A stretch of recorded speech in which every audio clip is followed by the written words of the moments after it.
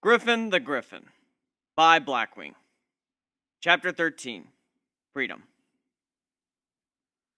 Well, I hope you have a strong stomach. Just focus on making the arrows hit them in the head or chest. Wounding them isn't enough.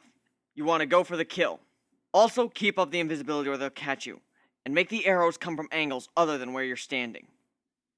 You want me to do that all at the same time? Trixie looked like I had just told her to move the sun itself.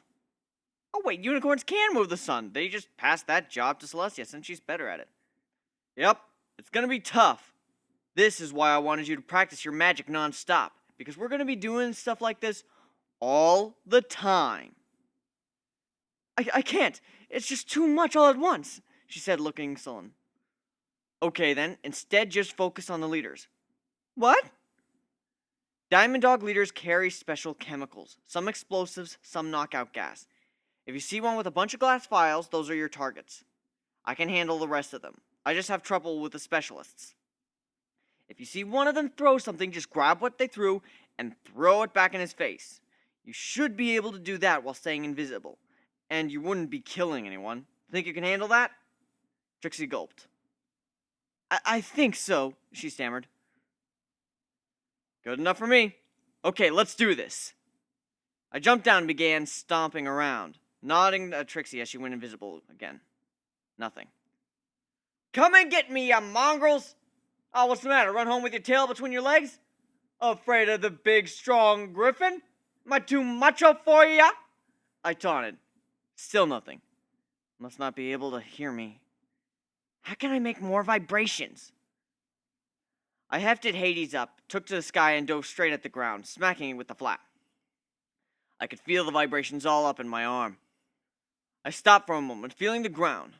Some vibrations echoed my own. I jumped out of the way, doing a somersault with the blade. Extended, cleaving the head of the dog that popped under me in two. I landed hard on my side, on purpose, to make myself give off more signals. Darting out of the way, I watched a small shuffle in the dirt, bringing the flat of Hades down on it just as the dog's head popped up, killing it with the impact. Another 5 fell before I saw dirt shuffling all around me. The dogs appeared once again above ground. Ha! Stupid bird. You should have flown away. Do you think you can fight us all on your own? We have more nets. You can't escape anymore. One of the leaders said in a high but gravelly voice. Only they could see the look on my face. I didn't care how many there were. I didn't see enemies. I saw targets. So many valuable things to be had. All I had to do was kill them. They were just some dumb dogs anyway. I need a good one-liner. Oh, wait, I know. Sit, stay, roll over, play dead. I said the last one with malice. One of them got pissed and charged. I just punched him, knocking him to the ground. After ripping his windpipe out, I looked at the rest of the group that surrounded me. Next. Well, here we are, Princey. Stalliongrad. I'm gonna split. See you around or not. Whatever, Gilda said to Blueblood, dropping him off. Wait, where are you going? He called to her as she began to fly away. Back to my team. I gotta make sure Griff doesn't get himself killed. And Trixie is way too pathetic to handle herself, she replied. So soon? I mean, you just flew both of us all the way here. At least rest a bit, he offered. No, you see, we're kinda criminals, so I can't really stay in town too long, she said as she began to fly off. Then you were planning on raiding us? He asked. She stopped to answer. Nope, we really were going to help out. We just decided together what would be best. Then why'd you help us? If you're bandits or criminals on the run, why'd you fight to protect me? He said, curious. 'Cause we felt like it. That and we hate diamond dogs. Don't like it? Deal with it. Gilda shot back before taking off. She was already gone, so she didn't hear Blueblood yell thank you. Criminals? I wonder what their bounties are. Blueblood walked into the prison and looked at the wanted board. Since the city has high crime, everyone who passes through has their picture taken on a standard procedure, although those who enter the city aren't aware of it. Ah, here they are. Wanted alive. Trixie the Unicorn, wanted for jewelry theft, theft of government property, and prison escape. 40 bits. Gilda the Griffin, Wanted for assault of an officer, resisting arrest, and theft of government property and prison escape. 60 bits. Unknown, the Griffin.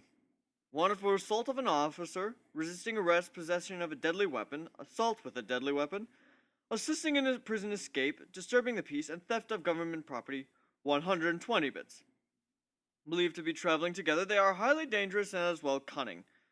While they did attack guards, their attacks did not result in death or any permanent injury, and are believed to be acts of self-defense. He read with a look of shock on his face, replaced by a look of satisfaction.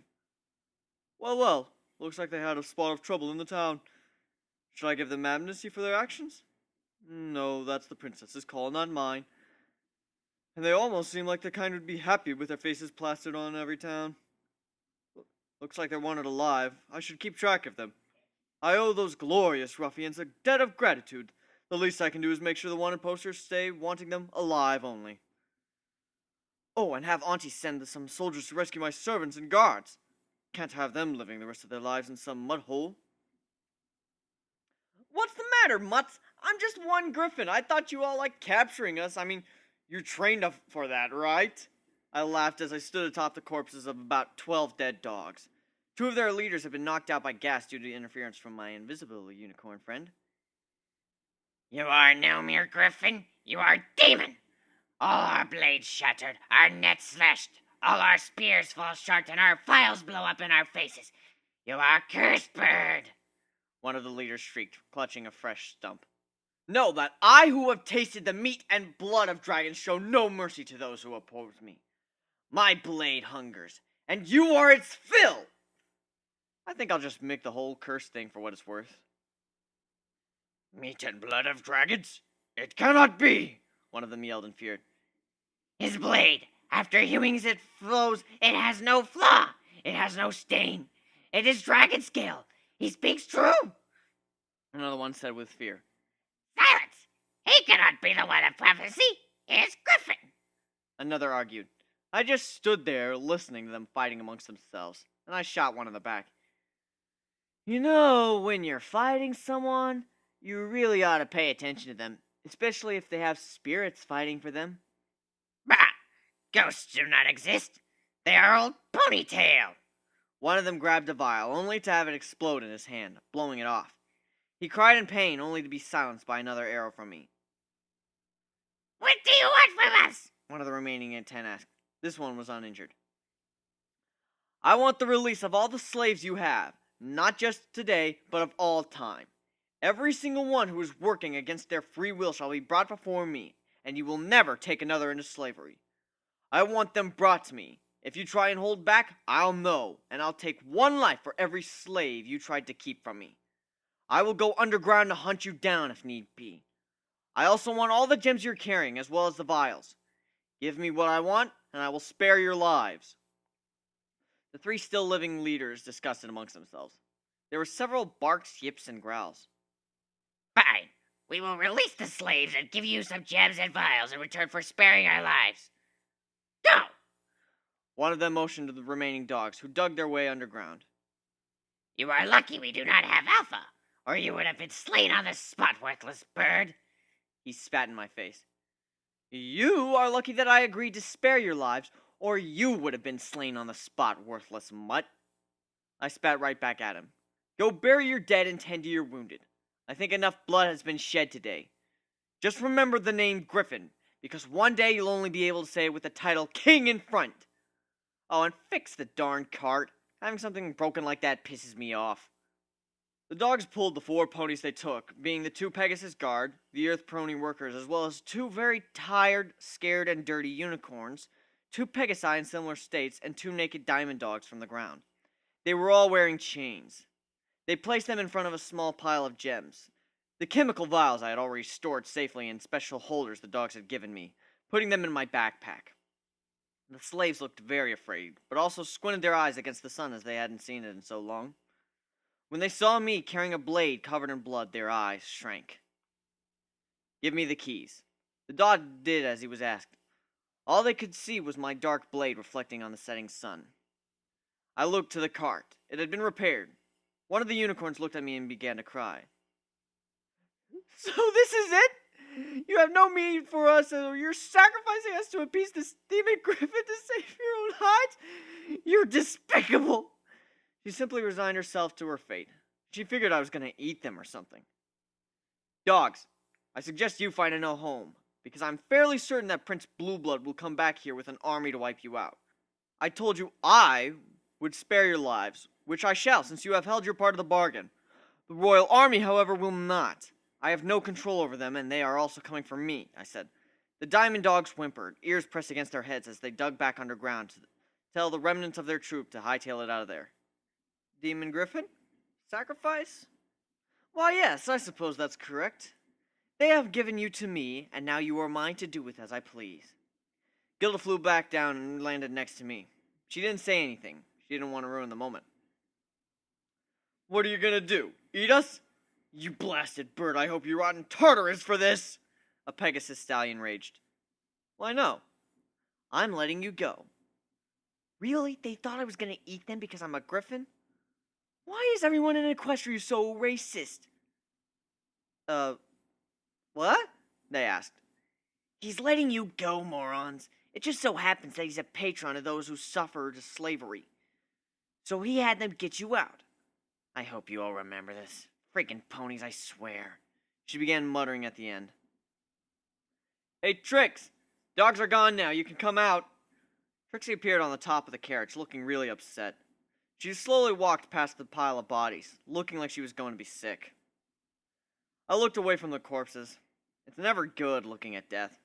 I was just more used to seeing blood because I'd coughed up my own way too much. I actually used to be squeamish, but I got used to it. Gilda walked by, letting everyone but the pair of slave diamond dogs go.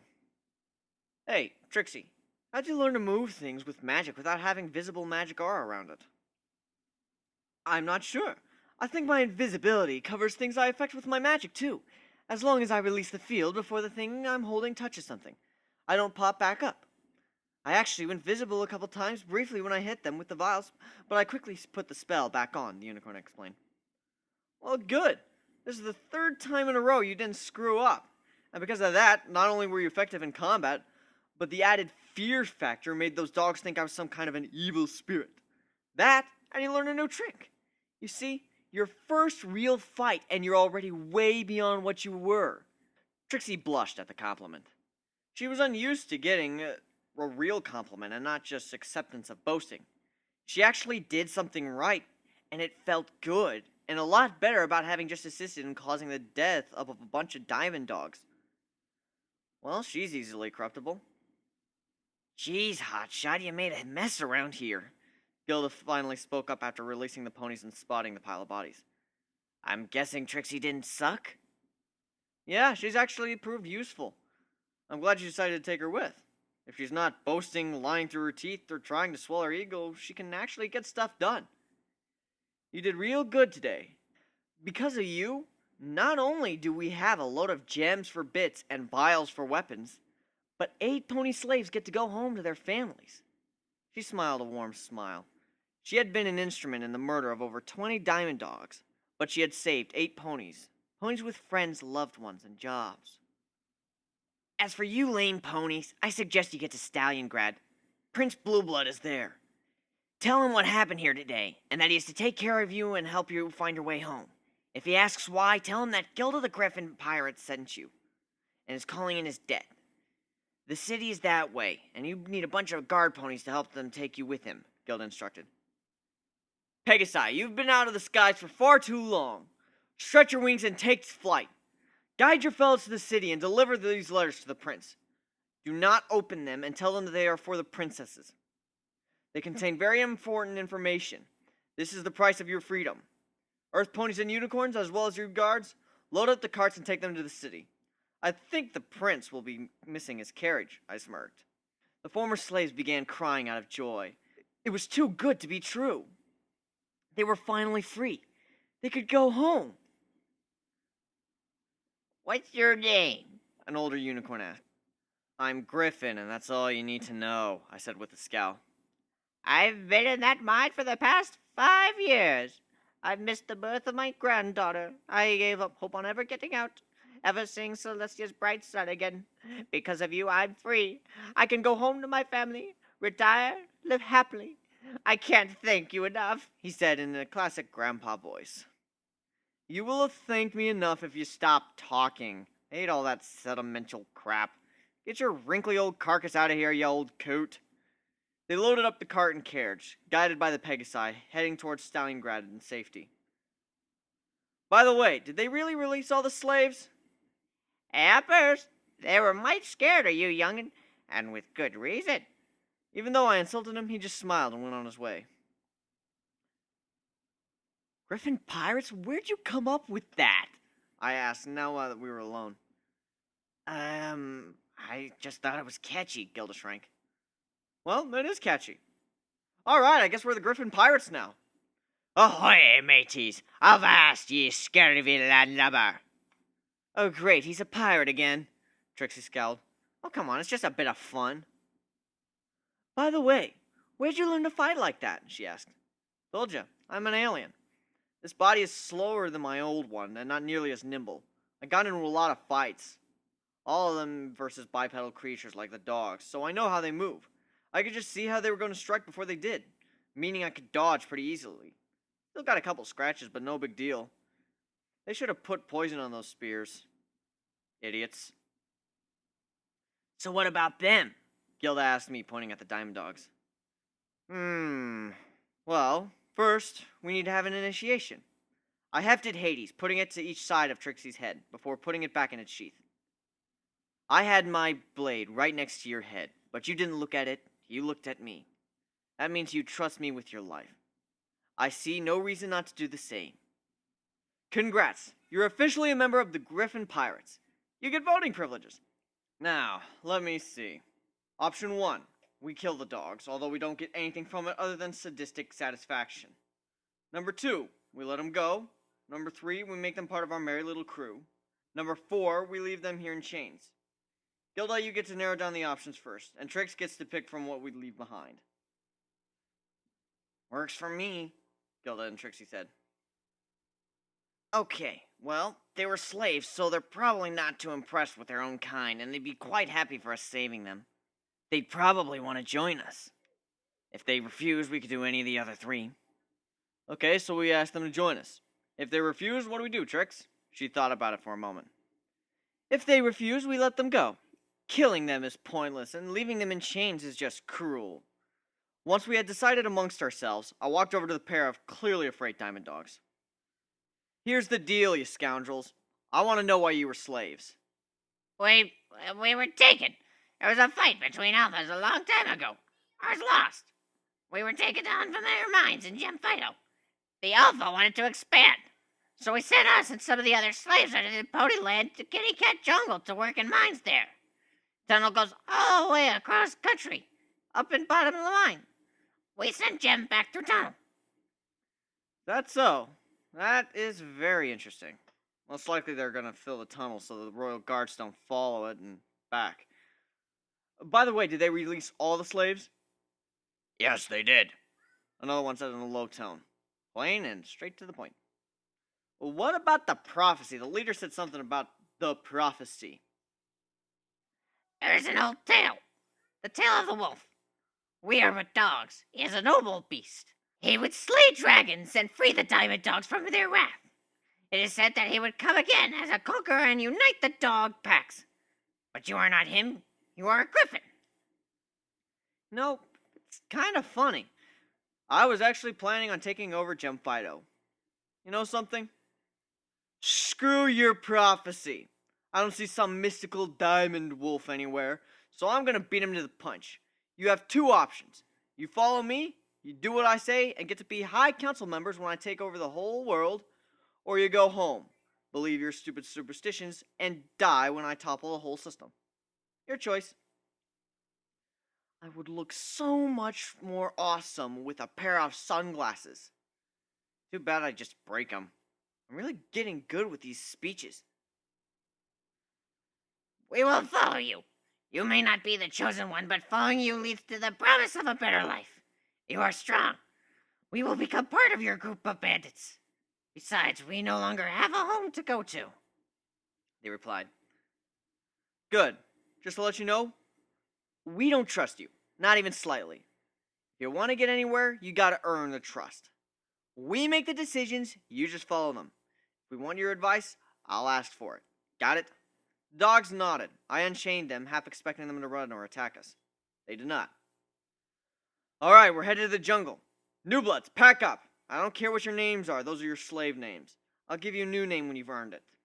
For now, you are new bloods. I want to get out of here before the army shows up. Having a bounty isn't good when you're surrounded by military. Dear Princess Luna, how do magnets work? Sincerely, Griffin.